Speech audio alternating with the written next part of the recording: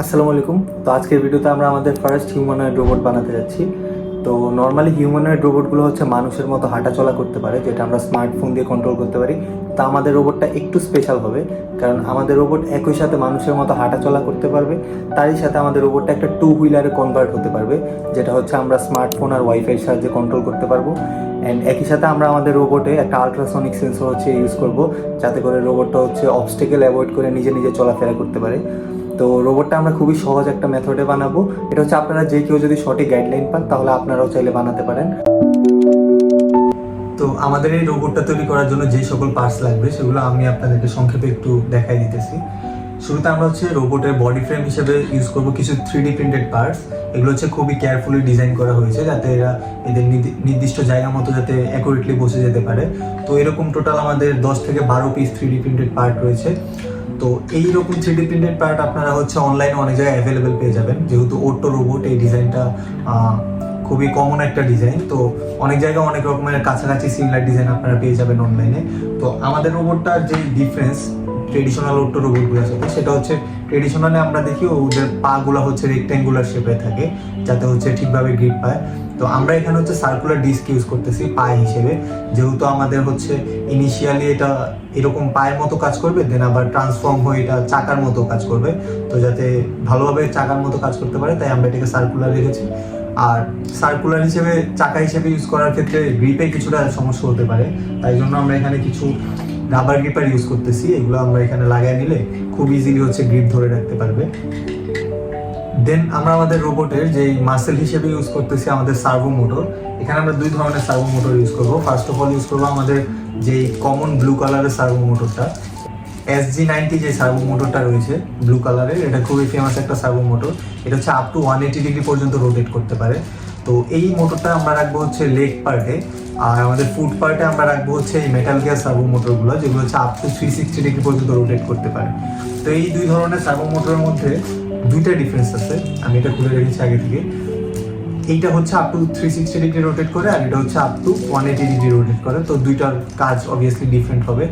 আর আরেকটা জিনিস, এটা হচ্ছে খুবই কম টর্ক প্রডিউস করে, আর আমাদের যে মেটাল গিয়ার সার্ভো মোটরগুলো ওখানে খুব বেশি টর্ক প্রডিউস করতে পারে। এর জন্য হচ্ছে এটা আমাদের ফুট পার্ট হিসেবে এটা ইউজ করার জন্য খুবই ভালো, কারণ এটা একই সাথে চাকার কাজও করবে আবার পায়ের কাজও করবে, বারবার হচ্ছে ট্রান্সফর্ম হবে। এই জন্য আমরা মেটাল গিয়ার সার্ভো মোটরটা ইউজ করতেছি। দেন আমাদের যে মিনি রোবট, আমাদের মিনি রোবটের ব্রেন হিসেবে কাজ করবে হচ্ছে আমাদের ESP8266 যে মডিউলটা আছে এটা। তো এইটা নর্মালি হচ্ছে সার্ভো মোটর খুব একটা বেশি অনেকগুলো সার্ভো মোটর একসাথে ইউজ করা যায় না, এখানে একটু ঝামেলা আছে, আপনার সোলজারিং করতে হয়, বেশ ভালোই ঝামেলা। তো আমরা হচ্ছে এখানে একটা কাস্টম এক্সটেন্ডেড ভার্সন ইউজ করতেছি, যেখানে আমাদের সোলজারিং এর ঝামেলা নেই, প্লাস আমরা 4টা সার্ভো মোটর খুব ইজিলি এখানে কানেক্ট করতে পারবো।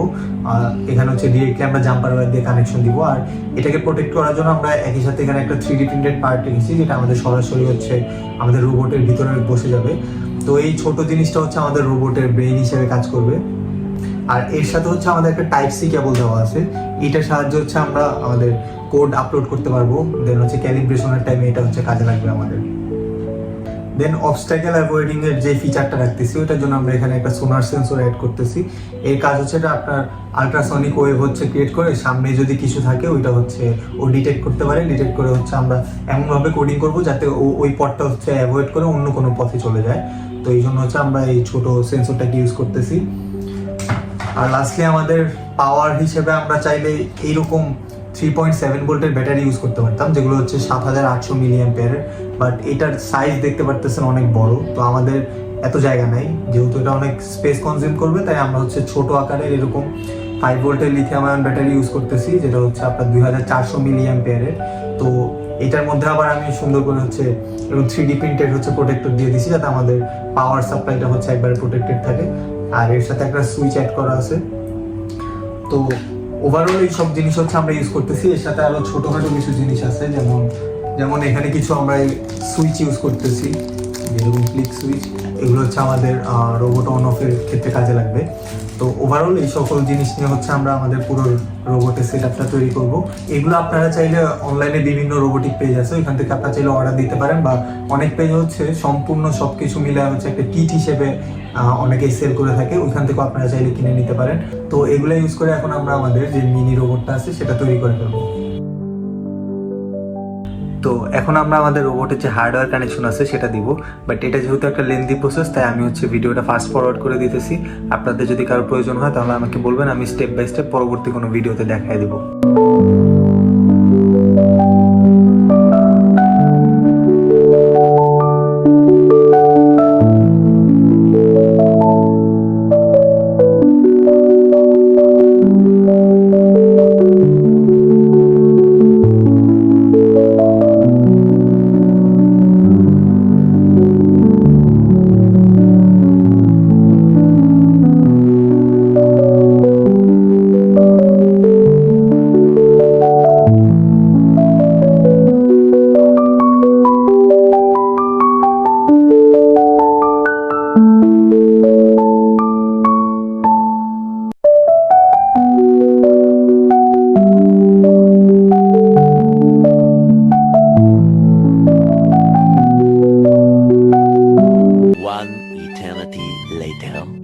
ওকে, so here comes the most difficult part.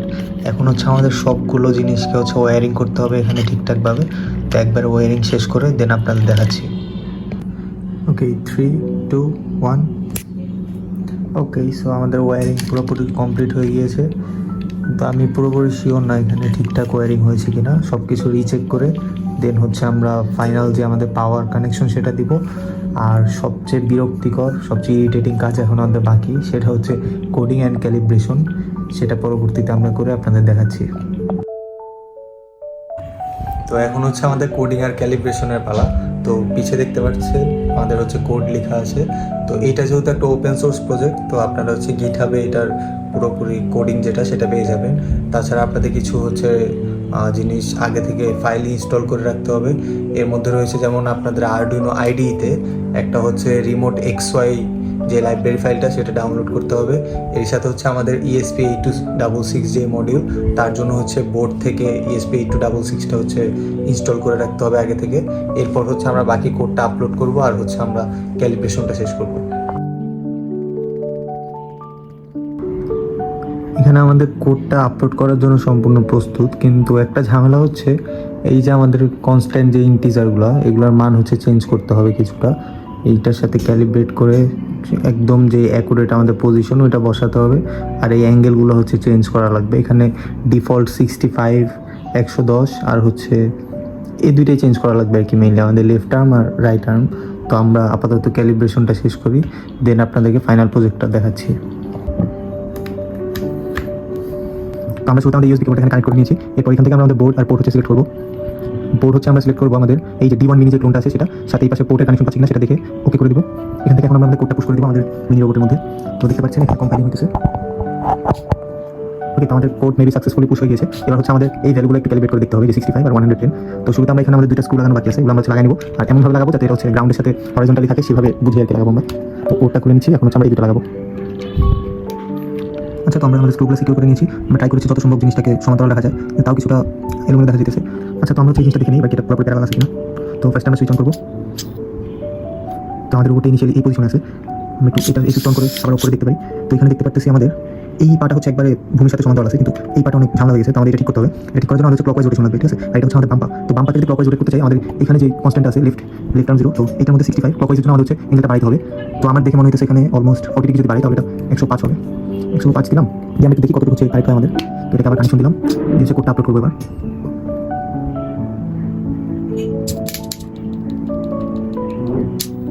ওকে, তো আমাদের কোড আপলোডের পর মোটামুটি এই পজিশন আছে, অলমোস্ট হয়ে গেছে যেটা দেখতেছি। পুরোপুরি হয়নি, আরেকটু ক্যালিব্রেশন করতে, বাট মোটামুটি হয়ে গেছে। তো আমরা এটা আরেকবার ক্লিয়ার করে দেখি আমরা। হ্যাঁ, দেখতে পাচ্ছি যে এটাকে একটু ক্লকওয়াইজ হচ্ছে নামাতে হবে, আর লেফট সাইডটা হচ্ছে রাইট সাইড একটু ক্লকওয়াইজ নামাতে হবে, আর লেফট সাইডটা একটু কাউন্টার ক্লকওয়াইজ 2-3 ডিগ্রি হচ্ছে এই পাশে নামাতে হবে। তো আমরা যেটা করবো, আমাদের রাইট সাইডটা হচ্ছে যেহেতু ক্লকওয়াইজ একটু ঘুরাতে হবে, তো এটাকে 110 জায়গায় 115 দিলাম। আর যেটা লেফট আর্ম সেটাকে হচ্ছে যেহেতু কাউন্টার ক্লকওয়াইজ একটু নামাতে হবে, তো এটাকে 105 জায়গায় 103 দিলাম। 103 এবার ফুলি কাছাকাছি যাওয়ার কথা। তো আমরা আরেকবার কোডটা আপলোড করে দেখি। আপলোড দিলাম, কোডটা কম্পাইল হচ্ছে দেখতে পাচ্ছেন। ওকে, এবার দেখি কতটুকু হয়েছে। পোর্ট খুলে নিলাম। মোটামুটি আমাদের সমান্তরাল হয়েছে, একদম অ্যাকুরেট হয়নি, বাট আমরা আপাতত এটা দিয়ে কাজ চালাবো। তো এবার দেখি আমাদের ফাইনাল রোবটটা কতটুকু কি কাজ করে। এটা এখন ক্যালিব্রেশন করা বাকি, সেটা আমি পরে করে নেব। আপাতত আপনাদের জন্য এতটুকু আমার কাছে মনে হইতেছে যে ভূমি সমান্তরাল আছে, তো এটা আমরা দেখি। আর এটা ক্যাপটা হচ্ছে আমরা একটু পরে পড়াচ্ছি, আপাতত আমরা একটু টেস্টিং করে নিই রোবটটা।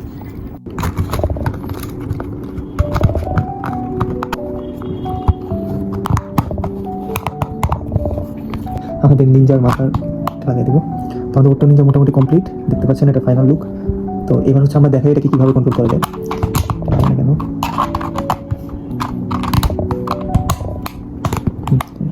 এবার ঠিক আছে। তো এটা হচ্ছে আমাদের অটো নিনজার ফাইনাল লুক। তো এবার দেখাই কীভাবে এটাকে কন্ট্রোল করা যায়। আমরা হচ্ছে শুরুতে আমরা প্লে স্টোর অথবা হচ্ছে অ্যাপ স্টোর থেকে এই রিমোট XY এই অ্যাপটা নামে নিব। তো এখান থেকে হচ্ছে আমরা নিউ ডিভাইসে ক্লিক করব। আর আমাদের এই ডিভাইসটা হচ্ছে আমরা ওয়াইফাই সাহায্যে কানেক্ট করবো। তো আমরা এটা অন করে দিচ্ছি। এই ডিভাইসটা অন হয়েছে আমাদের। এবার আমরা ওয়াইফাই পয়েন্টে ক্লিক করব। ওয়াইফাই পয়েন্ট থেকে আমরা দেখবো যে ওর নাম আছে কিনা। এখানে আমাদের এখনো নাম আসতেছে না, তো আমরা আরেকবার ক্লিক করি।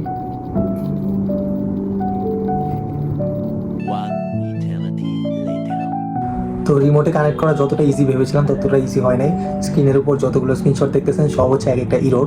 মানে আমি লাস্ট প্রায় 2 ঘন্টা ধরে ট্রাই করতেছি, একটার পর একটা ইরোর এসেই যাচ্ছে। ফাইনালি মোটামুটি অনেক কিছুই ফাইন্ড আউট করলাম। তো এইটা হচ্ছে আমাদের ফাইনাল যে মিনি বট বানিয়েছিলাম সেটা। আর ইরোরের রিজন হচ্ছে ফার্স্ট অফ অল আমি হচ্ছে iOS থেকে হচ্ছে ট্রাই করতেছিলাম রিমোট XY অ্যাপটা। তো iOS-এ অনেক হচ্ছে আপনার যেই অথরাইজেশন না থাকলে অনেক ওয়াইফাই হচ্ছে ওরা ব্লক করে দেয়, বা বিভিন্ন বাইরে থেকে যে থার্ড পার্টি সিগন্যালগুলো এগুলো হচ্ছে এখানে আসে না সরাসরি, বা এখান থেকে কানেক্ট করা যায় না, অটোমেটিক হচ্ছে ডিসকানেক্ট হয়ে যেতেছে। প্লাস হচ্ছে আইপি অ্যাড্রেসগুলো সিকিউর করা, এই জন্য আর কি সরাসরি আমি কানেক্ট করতে পারতেছি না এখানে। বাট আমার হচ্ছে অ্যান্ড্রয়েড ফোন থেকে আবার সরাসরি এখানে কানেকশন করা যেতেছে আর এটা কন্ট্রোল করা যাচ্ছে। তো আমি হচ্ছে আপনাদেরকে এই ভিডিওতে আমার এই বটের কিছু মুভমেন্ট দেখাই, আর চাইলে ফিউচারে আমরা এই মুভমেন্টগুলো আরও বেশি কাস্টমাইজ করতে পারি, আরও সুন্দর অ্যাট্রাকটিভ করতে পারি। তো আপাতত আমি আপনাদেরকে দেখাচ্ছি কীভাবে হচ্ছে এটা চলে আর কী মুভমেন্ট করতে পারে।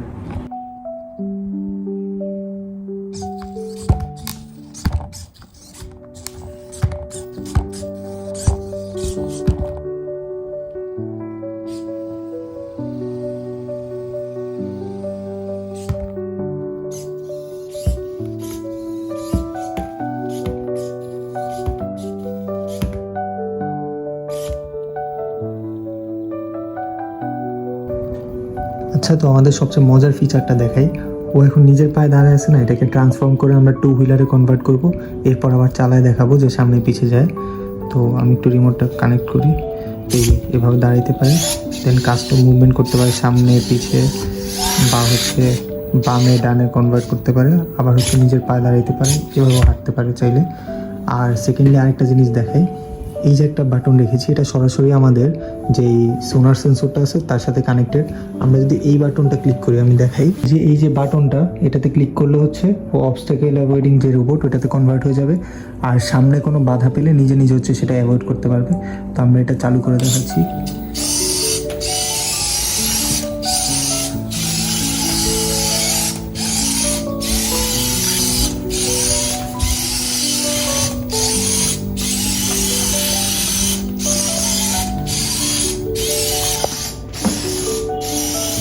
দেখতে পাচ্ছেন ও হচ্ছে অবস্টাকেল অ্যাভয়েড করে এদিক সেদিক করতেছে।